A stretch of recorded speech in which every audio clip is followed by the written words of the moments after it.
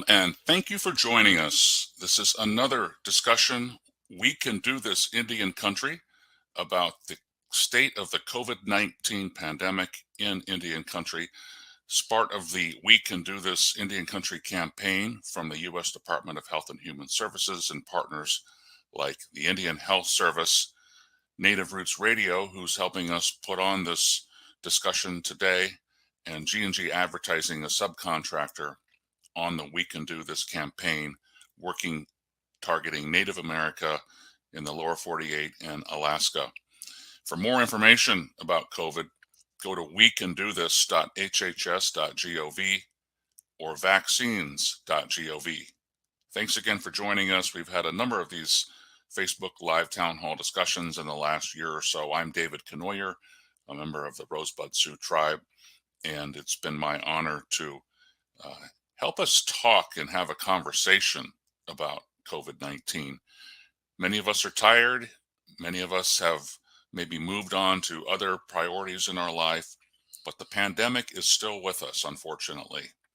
The U.S. Centers for Disease Control recommends getting a booster shot for everyone. Boosters are available if you're age 5 and older, especially boost for elders age 65 and up with chronic health conditions or challenges to your immune system. COVID-19 is especially lethal for vulnerable elders. So get your vaccine and get your booster. The COVID-19 infection rate continues to grow. A year ago, we were looking at a downward slide, and now it's back up again with as many as 100,000 new infections a day across the country. And with the health challenges facing Indian country, that's why COVID-19 has been and still is such a potential danger. Now, here's a sample of the advertising messages created for Indigenous communities as part of the campaign, We Can Do This Indian Country. It's been a while, long enough to practically forget a few steps, but I'm way too excited to get back out in this arbor, let my feet hit the ground and feel the beat of the drum. I never thought I'd need a vaccine to celebrate again. We have to continue to protect ourselves and each other from serious illness, hospitalization, and even death from COVID-19. So I got my booster, and now I'm back. We can do this. Find boosters near you at vaccines.gov, paid for by the U.S. Department of Health and Human Services. Now, that's a radio spot you may have heard, and those visuals are from the Gathering of Nations, bills itself as the largest powwow in the United States. So you just hear that with your ears. You wouldn't see those visuals, but we wanted to cover that spot so you wouldn't be confused here. In this hour or so, we're going to talk about boosters. If you had Moderna, like I did last year, the Moderna vaccine, you had 2 shots, right? You had one, and then you had another one about a month later. And then several months past that, if you're 50 and older, you were eligible for a booster. And now they're recommending even another booster, right? If you're above 50, or if you're, as we said before, vulnerable. In this show, we're going to talk about boosters and show how easy it can be. We're going to talk about the experience of people who've been infected with COVID, including long COVID, where symptoms linger over time. Chances are you or someone you know has been infected. I certainly do. Many of those people were vaccinated, and the vaccine doesn't prevent infection, but it will help your body fight an infection so the symptoms are less severe. Unvaccinated adults are nearly 5 times more likely to be hospitalized with COVID as those who have been vaccinated and boosted. So if you haven't been vaccinated, your chances of getting hospitalized are greatly higher. Vaccination reduces the risk of long COVID, which leaves people with fatigue, pain, and memory problems that can last for months. The best way to prevent long COVID is by not getting COVID in the first place. Vaccination lowers the risk of variants that are emerging, right? This virus is wily and it's changed over time. The more unvaccinated people there are, the greater the chance COVID has to spread and mutate into more contagious variants that cause severe disease. The other day, I spoke to the director of an urban Indian health clinic on his views about the state of the pandemic in Indian country, about his patients' interest in boosters, and about long COVID, as well as what happens when you get really sick, like Dr. Anthony Stately did. Well, we're very honored that we have the Chief Executive Officer of the Native American Community Clinic in Minneapolis joining us, Dr. Anthony Stately, to talk more about what's up with the COVID pandemic in Indian country and long COVID as well. Dr. Stately, thanks so much for joining us. Why don't you introduce yourself and also give us the high level update of what the pandemic looks like from your perspective? Oh, well, thank you, David. Miigwech, Pidami. I really appreciate the introduction. My name is Anthony Stately. I'm the executive officer and the president of Native American Community Clinic. But most importantly, I'm a citizen of the United Nation of Wisconsin and a descendant of the Red Lake and White Earth Nations of Minnesota, which I'm deeply proud of. I'm also the father of two amazing twin boys who are Dakota from the Crow Creek Sioux tribe in South Dakota. And and they're also amazing hockey players. They won the state tournament this year. So what's COVID-19 look like from your clinic's perspective and your own perspective? We continue to see people, having infections. Some of the newest variants that are out there, the B12 and all the different variants of that. The Omicron variant, which people sort of probably know it by as its generic name, I suppose, is that there's several mutations of that virus now, and there's all kinds of circulation in the community. Circulation in the community is going back up. We used to be like around 2% or so after that last big blip in December and January, where it spiked very, very high. But it is on its way back up after making that big dip, right? And one of the things I think that defines that, or sort of kind of contributes to that, is that we sort of kind of got through that very difficult period of time. We got a lot of people vaccinated in late 2021. Lots of folks got their boosters. People were feeling confident about going out and mingling again in the late fall and all throughout the winter, and especially now in the spring. And what they're doing is they're being, returning to spending time with family and social events and like powwows and all kinds of stuff. What that means is they're also exposing themselves more frequently to the potential to sort of pick up one of these variants. And that's, I think, contributing to sort of some uptick in new cases. And I think lots of folks also probably are 2.5 years into a pandemic. They're a little bit tired of psychologically, emotionally, and spiritually tired of the weight of this conversation. It's contributed to all kinds of problems and challenges in our communities. And so that means that people are going to be a little less diligent in protective practices and behaviors, right? Some people who have 1 or 2 vaccines, or they've taken the full course, they might feel like they're overly abundantly protected. And so they, with confidence and with a little bit of ignorance, sort of step onto spaces and places that might make them a little bit more vulnerable to acquiring the virus again, and that's a big challenge. Some COVID fatigue. You've described a little bit of complacency. You've described, I haven't gotten sick yet. I'll be okay. And yet we know that those vaccinations are, that provide some level of protection. And when you read about the fact that the pandemic really hasn't gone away, people are still getting infected, people are still getting sick. We're going to talk about long COVID in a moment. Why not get vaccinated? Why not get the 2 shots if it's Pfizer or Moderna and the booster? But are you seeing people do that? How's your vaccine uptake been the last few weeks and months? We have a steady stream of folks coming in to get the vaccine or to get boosters when they're eligible for them. I think that, there's definitely been a dip in that type of sort of consumption of healthcare, like as a sort of protective factor. Living under the weight of this thing, it can kind of like make you feel tired and exhausted and also a little bit, inert, right?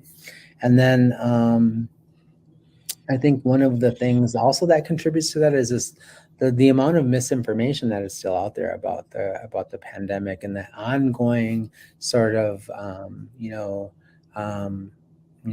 it's like water torture, having that drip on your head, like having that messaging like COVID isn't real, these vaccinations are going to kill you. I think the weight of all that sometimes for our communities and for our relatives is hard to hold, and it makes you, the thing that happens under that type of sort of like dynamic is that you get exhausted, you're stressed because of it, and then when you're exhausted and functioning under stress or duress, you don't make the best decisions all of the time, and I think that's kind of where we're at some as a community and as a nation, that those things can feel unbearable and really challenging. And I think a lot of people would rather, do what a lot of people do when something is difficult and burdensome, like turn away from it or put their head in the sand or look at something else that's distracting. And then we have a lot to distract us with us as a society right now. Yeah, just life, right? Yeah, just life in general, right? And there's also this deep desire to sort of kind of like, we are social animals. We want to return to gathering together. We want to return to engaging in events, graduations. We're at the end of a school year. Tons of people are graduating. Tons of people are getting married. After years of, like, before we had a vaccine, of feeling like they couldn't go anywhere and do anything, right? A lot of people experience the vaccines and the vaccinations and boosters as the opportunity to return to quote unquote life as normal. And that's a little bit of a sticky wicket, or that's like an emperor with no clothes. We're not there yet. We're not out of the pandemic, and life as it used to look like is probably never ever actually going to be like what life looked like. We are going to be living with the endemic of coronavirus and COVID-19 for quite a while, probably.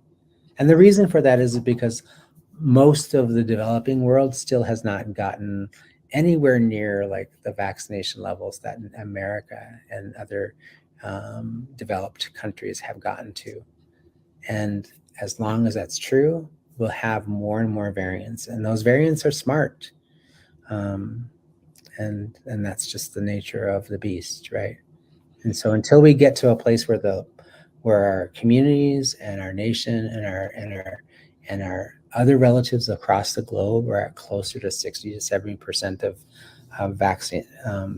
being vaccinated against the coronavirus, we're going to see this for a while. And so it just means managing ourselves and managing it differently. I've heard you describe kind of a sense that we're stuck in some regards because of COVID fatigue, because of distractions, because of the desire to be together like we were before all the stay-at-home orders and social distancing. Do you think, though, that when the vaccine is made available for younger children, since Indian country is so young, might that kind of be a little bit of a disruptor to kind of wake people up and get those little ones vaccinated? We've heard both Moderna and Pfizer have sought authorization, right? Emergency authorization. So it's probably coming. Do you think that's going to be a little bit of a game changer? I certainly hope so. Because it's really, really critical for our communities and our people to do that. like our young ones are one of the most vulnerable to this particular sort of pandemic right now and in the current stage that it's in. And we don't have a lot of control over what other people do in our lives. Like, you know, we don't even have a lot of control over what happens in our extended family, whether people wear masks or wash their hands or get a vaccine or not get a vaccine. We don't have a lot of control over those things. We can express our wants and our desires, but we don't have any control over whether they do it or not. And probably for some families, you don't even have control over whether people do that in our own homes, right? But what we have is a lot of control over what we decide to do as individuals and hopefully influence people in our sphere of influence. And so I'm hoping that parents will do that and they'll step up and they'll and think really long and hard about the value of getting their young ones immunized or vaccinated, and other immunizations, quite frankly. Native communities don't have a great track record for many. In Minnesota, urban and tribal communities have some of the lowest vaccination rates for child vaccines than the rest of the population. And my hope is that we can begin to help people to understand why that's important to do, especially within the context of COVID-19. Getting our children vaccinated against something that is so virulent and so potentially lethal is really, really important because, like, you know, our children in our communities are sacred. They're like one of the, you know, I was taught growing up by my elders and by the people around me that children are the most sacred sacred things we have, the most sacred little spirits, right? The Wakanija, those little Abenusians. They are the most important things to our society because they're our future leaders, they're our future innovators, they're going to hold on to the language and the culture, and they're going to kind of move our people forward. So if we don't protect them, like, how do we continue to sort of like make that happen? Like, how do we continue to sort of move forward as a people and grow and prosper and become, healthier and healthier? Like, we have to make that happen with our young people. And so I'm hoping it does, but I do know that people have a lot of ambivalence. And so one of the things I encourage parents and caretakers of young people is to, talk to your pediatrician. Don't listen to some of the things that you listen to on, Fox TV or some of these other entities that have a vested interest in, pumping you with like misinformation and scaring you. Talk to somebody that you trust. Talk to another parent that actually had their child vaccinated. What was the experience like? Was it a good or bad experience? How are they now? Talk to your pediatrician. Talk to your provider about these things. And get as much information as you possibly can, and so that you can feel good about your decision. You have to feel good about the decision you make as a parent for your child. The pandemic has not ended, and a lot of people who I know who have not been vaccinated fully have perished as a result of that, and many have had very bad experiences with getting sick, because we do know that vaccinated people may get the virus. They may have some days of being uncomfortable, but they're less likely to be seriously infected and end up in the hospital and end up death. So it's less fatal. But I know some folks who make those choices and didn't get that have that result. And I have relatives who buried a very young spirit, a very young nephew who was an amazing young, beautiful young man, and he's not here with us anymore. And he made some decisions. I mean, I'm sure he had very sound thoughts about why he didn't want to do it, but the end result is that he was taken by COVID after a very long battle with lung infection, and then he faded away and he's gone, and he won't never come back. And I think that those are things that parents and people who are, have decision-making power for children. And it's important for you to think about that. Like, that's the vulnerability of being a child within a pandemic. You don't get to make those decisions for yourself. The virus impacts people differently, right? You were infected a while ago and were very ill, as I understand. Other people might get infected and not even have any symptoms and not even know it, right? Yeah, for sure. Like in my situation, I got very sick. My children did get very sick. And when my child first got sick, it was very mild. I was like, oh, this is going to be a cakewalk. It doesn't even seem like it's all that big a deal, right? Ironically, here I am working in healthcare and I know differently, but I'm experiencing something differently in my own home. And then just on the turn of a dime, one morning I woke up and it was like an elephant sitting on my chest. I couldn't breathe. I was having a hard time doing things something as simple as getting up and walking to the kitchen to get a glass of water. That was an effort. And it was oh, okay, I probably should go and do something about that. And, and I'm very grateful to be here, but that experience was life-changing. I will never, I was frightened. I don't ever want to be in a situation in which I am potentially not making it home to my children. That's not something I ever want to kind of mess around with again. Which, as you say, is just another reason, right, to why not get vaccinated. It's an investment that makes some sense given all the unknowns that can happen. And with one of those unknowns, I want to play just a story and get your reaction to it. This is an interview with a totally healthy man, almost 40, in his late 30s, an athlete his whole life, who in November of 2021 got infected, and then the symptoms lingered for weeks and months. And let's hear this short story about Patrick Sorensen's experience with COVID. He's a Grand Ronde tribal member based in the state of Oregon. It felt like a normal illness, like the flu or a cold at first. I really noticed it, right away. I had this splitting headache right in the front of my head, and then I got this really dry cough. It was kind of weird. It didn't feel like a cough from being sick. It was just super dry. I needed to drink water, and I was drinking water, but it just, that dryness wouldn't go away. And so I kept feeling bad. And then, so of course, I was like, this sounds like the symptoms, so I need to go get tested right away. So I called and, went into the hospital and, got tested. And, a few hours later, came back positive. So of course I went back, home into quarantine. Feeling pretty awful, really bad headaches. Nausea, body aches, and those kind of things. And it cleared up about a week. But then after that, I actually got a persistent cough. It was I felt better. I wasn't sick anymore, but I still had this lingering cough. And it was getting worse and worse. Back when I was about 22, I got pneumonia in college. And so I remembered that feeling of kind of wet lungs. And I was like, I think I have pneumonia again.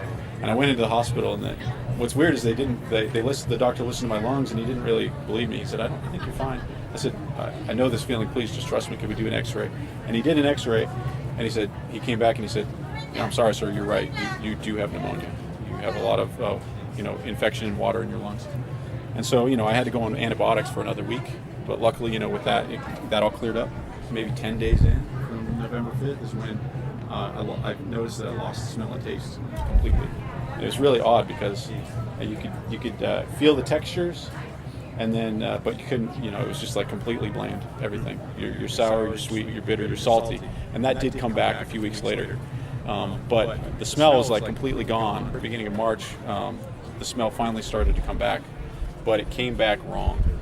And so I came to learn through research that what I had was parosmia. And parosmia is a medical term which means incorrect sensations of smell, versus anosmia, which is no smell. And that's what I had at the beginning. And then it kind of, as it started to come back, it was parosmia. it got really bad. Like from March to April, it got worse and worse. And first like some of those aromatic vegetables started like smelling and tasting really awful, and then eventually we couldn't even stand the smell or taste of meat. And during that really bad period, there were a lot of things. The only thing that was safe to eat was like most fruit and dairy. In fact, I think it was about 3 months ago I got peanut butter back. Couldn't even stand to eat any kind of like nuts or nut butters, and it was just like nauseating. I definitely had some fatigue and some brain fog, not being able to think clearly, because just responding to questions or working on a project at work it lasted for several months where I was just kind of a little bit dull, and same with like kind of energy levels. And I'm a pretty athletic guy, and I was definitely like not feeling up to hitting the gym or going on a run. Definitely felt the lungs, which I think was maybe not kind of in that same boat as the brain fog stuff, but more about like getting COVID and then having pneumonia afterwards, and a real effect on my cardiorespiratory system, the mental health aspect of it. Even all these insanely bad symptoms that I've had, I'd say the worst part of the whole thing is the depression and loneliness, and like I said, like this like separation of communities and families that has happened. Just looking forward to seeing all this get back to life. Patrick was visiting with our We Can Do This Indian Country colleague Paul Fraua at the Gathering of Nations, and to hear his story of he knew something wasn't right. It might have been the flu symptoms originally, but then quickly just something told him that this was different, and then recognized pneumonia in himself, and then 10 days later started to lose his taste and his sense of smell. And later in the interview, he talks about now that he's getting back to exercise, he believes he can almost smell something different about his sweat. When you know your body, you know something's not right. What did you hear there? This is a gentleman who, in my opinion, like pays a lot of attention to his experience within his body as it sort of interacts with the environment. I don't think a lot of people do that. I certainly think that lots of people, especially people, who are so busy raising kids and doing a bunch of things. I'm thinking about myself, period. Like, I don't have that much awareness about how something is impacting me physiologically a lot of the time. Like it has to hit me and hit me hard to sort of kind of wake me up. So I think that's great that he has that level of awareness, but also I think what he is talking about is he's talking about like some of those things that like we are likely to experience, and some of those symptoms will live with us for a while. Perhaps they'll always be with us. And he talks a little bit about like how that experience has sort of kind of taken a little bit of joy from his life, right? Like, like I could not have imagined losing my taste and having that be something that I would live with for a really long period of time. If that had happened to me, I would have been really unhappy, because I love food, and I mean, food brings us together as human beings, and there's all kinds of facilitative experiences that we have around food. But I wouldn't have been a happy person, and had I lost that and had that as a symptom of long COVID, I think I'd be miserable, right? And that would contribute to like some of the things he was talking about, like, being more aware of like how depressed I felt, and the experiences of those things, and then also like lack of social integration, and all those kinds of things contribute to overall general poor well-being. I think one of the things that I related to him, because I was like, my whole sickness was not like, I didn't get like all the like the, what do you call it, I didn't get like the flu-like symptoms. I didn't get any of that stuff. I got like the respiratory stuff. And,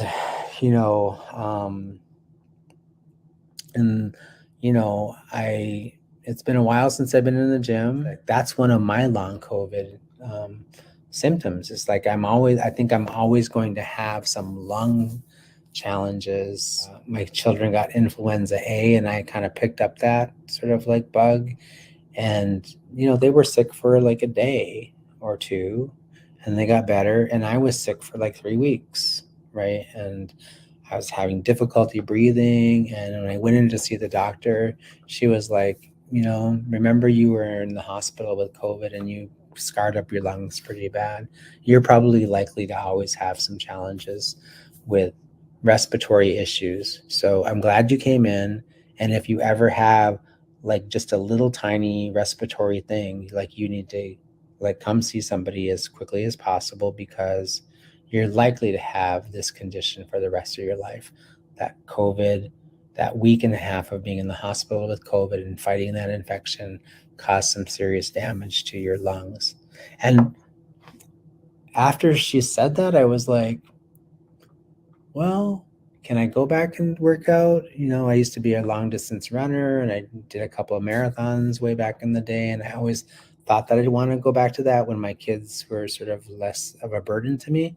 And now I'm thinking like, well, that might not be something I'd ever be able to do, right? As much as I loved it and enjoyed it. And there's a little bit of sadness that comes with that, So those are things I think that we need to think about, and we need to help our relatives think through it. When I was in my nephew's funeral a couple of weeks ago, or at his wake rather, and they were playing video of him and his amazing life and the things that he's done as a young man. I just thought about my own kids, and I was like, man, if they got sick again and they lost the use of their bodies, I know that that would hurt their spirit, like because being a hockey player is so much of who they are. It's like their entire identity, right? And so I think when we think about the question of like whether or not we should get vaccinated, or whether someone we like, our child or someone we love, should get vaccinated, beginning to understand like everybody experiences it differently. But one of the things that we do know, because the evidence is really, really clear, large, huge studies have been done on these vaccines. But what we know abundantly clear in the data is like, if you don't have the vaccine, you are much more likely to get sick. You're much more likely to potentially get very seriously sick that requires hospitalization, and you're significantly greater likely to die if you have other health conditions, and even if you don't have those things. So I think asking yourself, like, do you want to roll the dice and take the chance that you're not going to be here, or that one of your children aren't going to be here? Do you want to roll the dice and take the chance that your life is going to be changed in dramatic ways that you may not even imagine after you get sick? Like, do you want to take that gamble? I'm really clear, like, I don't want to ever gamble with that again. I was lucky to survive. I was lucky that my children didn't get as sick as other people's children. And so I'm not going to gamble with that. I'm going to take the gift that Creator gave me, and I'm going to hold on to it really dearly. Dr. Staley, thank you so much for your reflections. And I follow you a little bit on Facebook, and the sense of hope and promise and tomorrow of watching, your sons just be who they're meant to be out on the ice, and then actually win, which is a nice bonus that brings everybody motivation and a hope. And I've got kids on stage and kids on the soccer field too, and there's nothing like it. So just for them, right? Let's stay boosted, stay vaccinated, and you and me both need to get back to the gym. Let's do it together. All right. Well, thank you. Those are powerful reflections from Anthony Stately, who's based in Minneapolis, Minnesota, including his first-hand story about getting sick from COVID. That was before vaccines were available, and it landed him in the hospital, as you heard. He said that it made him more susceptible later when the regular flu was circulating. We're used to the flu, right, every winter or so. When his teenagers were sick with the flu this past winter for a day or two, Dr. Stately was sick for 3 weeks, and he attributes that to lingering issues with his body right after he had caught COVID before. Now, getting the vaccine for Stately was a no-brainer. Catching COVID was scary. He's seen at least one relative, a young relative, die and pass on. And Dr. Stately said he can't imagine not being around for his own teenage sons. I recently spoke to a tribal leader in South Dakota about keeping our guard up. There may be community fatigue, but the pandemic remains dangerous and real. Vice President Alicia Mousseau said her Oglala Sioux tribe still has a mask mandate. Are you exhausted? Yeah. What's We are, I think all of us are exhausted and tired, and rightfully so. It's been a long 2 years to learn how to, I was looking back at my calendar of the things that we've done over even just the last year, right? Vaccines came out in 2021, so maybe a year and a half ago, and we had to roll that out because of the supply and demand and all of the things, and that now we have monoclonal antibodies treatments, right? Pill and IV if you do catch COVID. So we have a lot more tools in our toolbox, but we still, I don't think a lot of people know about a lot of them, and we're still also, in tribal communities, I think we understand the history of diseases in our community, and so we want to protect ourselves and each other more. But having to watch the United States struggle through it, which they are, making it a political issue also kind of, changes our conversation just a little bit, And I encourage our community to, keep doing what we need to do to take care of ourselves, and, the outside community will figure it out. But we've done a lot of things to protect our community, and really proud of our response and our people who have said, yeah, we want to protect ourselves and each other because, like I said, we have that history and knowledge of previous diseases. So it's come a long way in a short time, which is exhausting and tiring. But like I said, I'm really proud of our community for really taking those prevention and mitigation efforts seriously and continuing to do that. We still have the mask mandate in our community, and we still have people respecting each other and themselves and following those. And, our council also did some really great ordinances to put in place so we could protect our community. We incentivize vaccination, and I always said that was one of the best investments they would make is to incentivize that and put that into our people, because we also have seen inflation, right, and all these different things happening. And so not only with the pandemic has definitely had a huge impact, health-wise and things like that, but also just it's impacted so many other parts of our lives. So, give it up to our community for always being resilient and responding and adapting. So it is tiring, but I have hope and faith in our community, and I've seen it thus far. So. Anything else you want to add about anything? My thanks to Dr. Mousseau for sharing her reflections about the ongoing pandemic in Indian country. So why not get vaccinated and boosted? It's free, and it's going to give you an extra layer of protection that will help you fight severe symptoms in case you do get COVID. COVID is unpredictable, right? It works differently depending on you and depending on your own health conditions, your own immune system. So why gamble with COVID? Why roll the dice? Why not get boosted? In April, We Can Do This Indian Country went on the Powwow Trail to Gathering of Nations, which bills itself as the biggest such event in Indian country.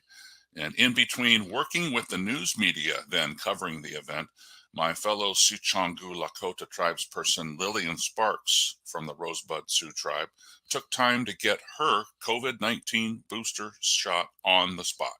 Here's a clip from then the end of April Gathering of Nations. Engineering conference, and there's just a lot going on here. So she's behind the curtain and rolling up her sleeves. Being vaccinated by volunteers of the VIP Star Network, and we're grateful to Susan back there and her colleagues who are cooperating with us. So Lillian agreed to come over in this busy powwow and get her booster. And I met her mom the other night. Her mom is down, and her sister is helping her out. And hey, why not make some time for a booster? It's that fast, and it's just right there. Sign up and go get her done. Very easy, super painless. Almost didn't even feel it come in. I think if it wasn't for her taking the cap off the needle, I wouldn't know that it was actually happening. So fast, easy. Happy I did it, and just glad to know that I can be in these types of environments, even more protected from the virus. And I'm someone who initially, when the pandemic started, was not leaving, was always masked, was always sanitizing, but I even felt myself returning back to a more normal routine, acting as if the virus was still not a threat.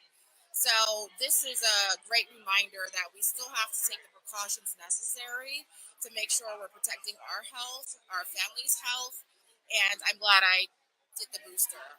I'm someone who actually caught COVID back in December, even though I was still doing what I thought was socially acceptable safety precautions. But anyone can catch it. It's not a social judgment. It's not a it's not a stigma. It shouldn't be a stigma because anyone can get it, even if you're doing everything you think is actually taking all the safety precautions that you think you're doing. But I'm here to tell you that it doesn't escape and it doesn't judge. It doesn't pick and choose. I didn't get it. So saying that to say, I had to wait 90 days to get boosted. So now was the time to do it. I'm glad I did it. I can be here safely among friends and family. I can travel with a little less anxiety. I can start to return back to normal as we've all been doing. I don't have to feel like I'm cramped up and holed up as much as I've been. We can resume activities as we've been doing previously.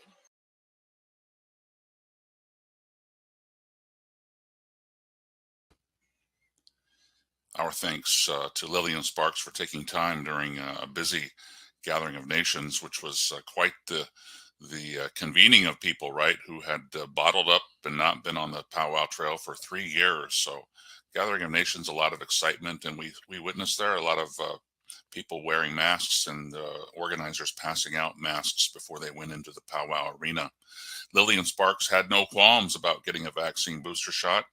You heard her talk about the timing, and she was ready when she was eligible to take that protective step, like another arrow in the quiver. Why not, right? Quick and easy, as you saw. Vaccines helped when the Omicron variant. Remember hearing about Omicron in the headlines this past winter, and we heard that, oh, Omicron isn't as bad as previous versions of the coronavirus. Well, that likely was due to the fact that a lot more people were vaccinated. So do it, get boosted. The virus keeps changing and mutating. Now, new subvariants appear to be the most transmissible version of coronavirus yet. The new subvariant called BA.2.12.1, you've probably read about, is connected to more than half of new cases currently. So half of the new coronavirus cases are this new subvariant. And one expert that I read the other day says this subvariant is as contagious as the measles. This conversation is brought to you by the We Can Do This Indian Country campaign. There's more information at vaccines.gov and wecandothis.hhs.gov. My campaign colleague for We Can Do This Indian Country, Paul Fraua, he and I recently spoke to a man from Laguna Pueblo in the Southwest who got infected earlier this year while he and his wife were taking a once-in-a-lifetime trip overseas to the Middle East. And we spoke to Ron Solomon, Paul Fraua, and I about his experience getting infected on that trip and then the aftermath of how he believes it's changed his body. Sometimes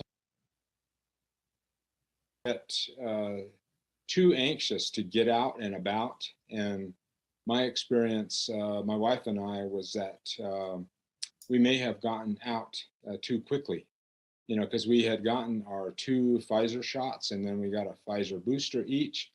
And we almost felt immune. I'm truly immune from COVID-19. And in order to take an overseas trip to the Middle East, to Israel and Jordan, which is part of our bucket list, we were tested. We had to test PCR test before. And then when we arrived in Tel Aviv, we got tested before we were released to the tour group and the guides. And then before we left Amman, Jordan, again, we were tested there. So all of those tests were all negative. So we felt, relatively comfortable. But toward the tail end of our trip, when we were in Jordan, in around the Dead Sea, there one of our stops there. It was, of course, a great trip. Very from a historic standpoint and otherwise, it was very interesting. So my wife started feeling a little ill when we were there next to the Dead Sea, and that was about 3 days from our departure. And so she stayed in for the most part. And I was feeling fine. The day before, I believe, we left Amman, Jordan, we were all tested. And the testing process was a little suspect, from our American sort of vantage point. And it wasn't too surprising, I guess, in a cynical sort of way, from my standpoint anyway, that we all tested negative. So we were ready to get shipped out of country, get aboard a British Airways plane out of Amman to London, and then London American Airlines down to Dallas, and then eventually back to Albuquerque, where we live. And so by the time that we were flying from London to Dallas, I started to feel probably all the symptoms of COVID. And that included, the sort of the chills, the fever, chest congestion, sinus congestion. And then I sort of started feeling like I better, the last 2 hours of our flight, I felt like I better, ask the flight attendants maybe for some oxygen so I could at least maintain, my O2 levels.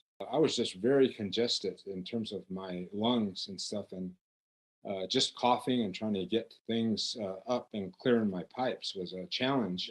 When we landed, as we all do, we turned on Wi-Fi, and then boom, there was a indication from the tour group leadership, the company, that we had all been exposed to COVID-19. After we got home and got medicated and got the intravenous remdesivir treatment at the local hospital here in Albuquerque, that was 3 days, about half an hour of the infusion and then an hour of observation. So Wow. that process was one that incrementally I could feel, I felt even after the first day better. And then the next day, even better. And then the third day, even more better. How was your wife doing that whole time as well? She was doing fine. I think, it was, she's a couple of years younger than I am. So maybe that helped. And she's a walker. She walks like about 6 miles in the morning, every morning, regardless of, of the weather sometimes. And so her fitness level, I think, was higher than mine. The first time out walking was like, even if there was a little bit of a breeze, even with the masks that we normally wear, a little bit of a breeze would kind of take your breath away. Wow. So it was a challenge. It was a challenge, to have the wind blow in your face. When I get out there and I'm walking now and doing that, it's not as easy as it was before. We left on this trip and contracted COVID-19. So I know I'm going to have some work to do, in that regard. I have to get back on my bike and start challenging myself by riding up the valley here, up the Bosque, as we say here in Albuquerque, Yeah. near the Rio Grande, and start riding again, because that was a passion of mine. in order to get back to some semblance of normal. And then every once in a while, you feel like the need to just take it easy, or take a nap or do something that is maybe that wasn't the normal part of your day before you had COVID. We have been advocates for that kind of immunization, both of us, and I got my tests, my immunizations out at Laguna Pueblo, which was kind of that's my home pueblo, and they were kind of leading the charge in getting the different age groups, especially the higher age groups, the elder age groups, to get us immunized early. And so I don't think I will ever fly on an airplane again without a mask. I don't care if we're through a pandemic or whatever. I just, I'm so apprehensive about that. And the elders would say, and they basically, at the end of any gathering or conversation, sometimes even family gatherings, they'll remind us of our core values, right? When they're closing off something, and they out at Laguna, we would say, love one another, take care of one another, and know what the rules are and abide by them. So that goes to things that I talked about. I'll just go in reverse order, like the rules that came out during the pandemic, the executive orders that were issued by the tribal governments, by our tribal councils. You've got to pay attention to those and observe them. Taking care of one another. Really, I mean, taking care of one another is not just helping somebody to walk around, but it's also wearing a mask. It's also going to get your immunizations so that you're not a spreader. And then love one another. That sort of like all encompassing. For a lot of us, and I would say, that love, has to really be manifested by your willingness to get inoculated. Those core values are not just dictated by present day people. They've been basically formulated over time as a way to govern our people. But so that goes way back into our ancestral history. People way back that we don't even know. We can just identify as our ancestors, those that have passed before us, that basically have passed that information, those core values onto us forward, and it's up to us to continue to do that and to take the utmost care.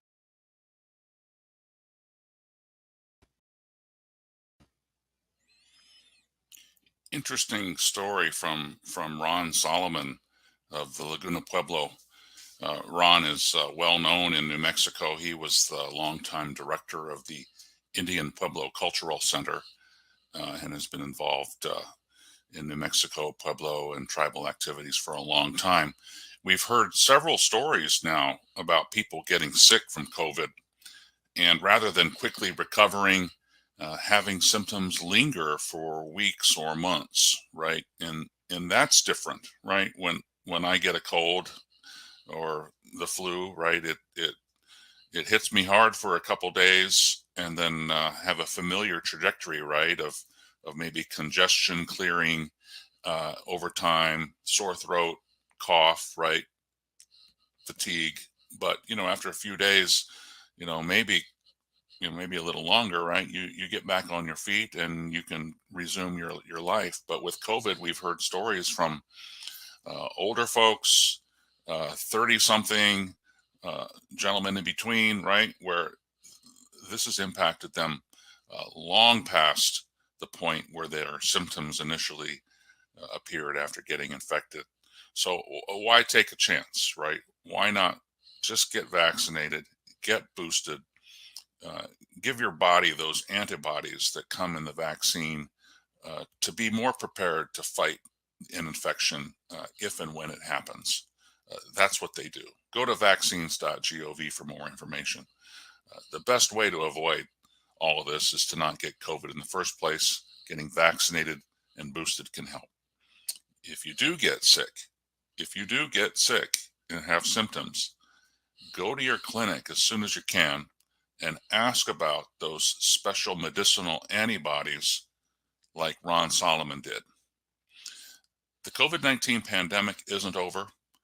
It may feel like it's over for us, but the situation remains very fluid. The virus keeps mutating and changing, and it's as contagious as ever. I recently spoke to Steph Poston, who, like Ron Solomon, is based in New Mexico and is a consultant who is very well known for her work across many tribes and other industries in New Mexico. I recently spoke to her about the state of COVID-19. Here's Steph Poston. Feel like it's getting better?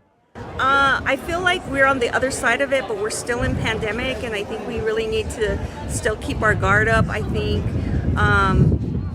tribes across Indian country, but tribes here in New Mexico really felt the impact of COVID and the devastation of COVID. But I really will say I congratulate the tribal leadership that stepped up to the plate to deal with it in the best ways we could. We worked with the state of New Mexico and a FEMA grant to get the word out on the COVID-19 crisis hotline. And so at the time, a lot of the tribes were literally shut down. And so our community outreach and our extensive work in Indian country, I had a gentleman by the name of Mr. Ray Daw in Navajo who is very trusted in community. We were able to create toolkits and get them to the communities. Although we could not enter their communities, we were able to deliver them to their leadership, to the community health representatives, or other folks inside the community to put up the yard signs, to deliver door hangers, to deliver postcards, or even at the checkpoints into the tribal communities. It's always trust. Trust is the foundation of working in Indian country and doing community outreach. We really have to have a trusted relationship and really a commitment and passion to do the right thing in tribal communities. The other thing is, like, what's the one thing that works? There's no way around this high touch. You have to go one-on-one. You have to spend the time. You have to care. You have to listen. That is the only way that people will reciprocate that trust, where you can provide the resources and tools that might be useful to them. Anything else you want to add?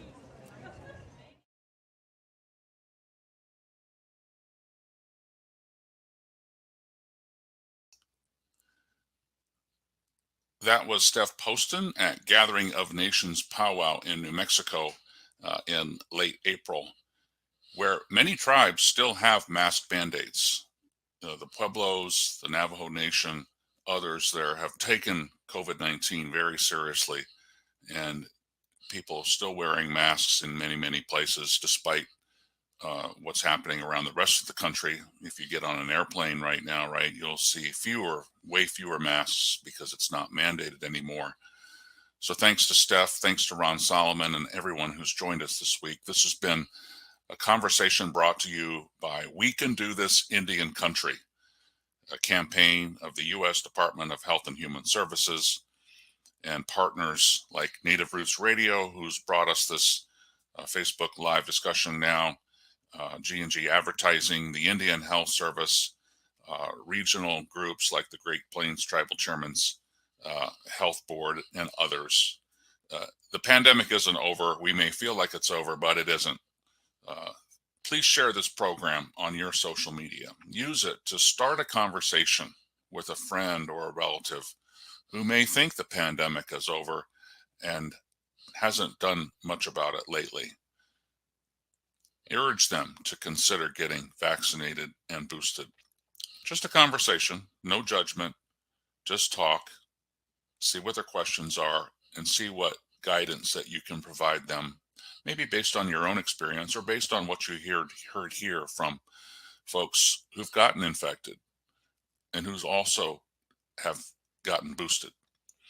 1 year ago, the situation seemed a lot more hopeful. COVID-19 vaccines were rolling out. Total cases were at their lowest level since the spring of 2020. But today they're on the rise, with new subvariants as contagious as the measles, according to one doctor. Everyone 5 and older who is vaccinated should get boosted. To be up to date on vaccinations, get a booster at least 5 months after your second dose of the Pfizer or Moderna vaccine. So you had 2-shot regimen at the beginning, 5 months later, get that booster. Adults who are 50 and older should get a second booster 4 months after their last shot. So I'm older than 50. I got 2 Moderna, then I got a booster, and then 4 months after that first booster, I can get another one. Take action. Get boosted. And as Ron Solomon quoted his elders on Laguna Pueblo, love one another, take care of one another, and know your role and responsibility in your community. Pretty simple guidance, right? And that resonates across Indian country. Go to vaccines.gov for more information. Talk to your elders about what we can do to protect each other and keep the conversation going in your families. Until next time, here's more sights and sounds from Gathering of Nations, the largest powwow in the United States, although I'm sure some other tribes would love to take that challenge on in terms of who's the biggest. Thank you for joining us. I'm David Cournoyer for We Can Do This, Indian Country.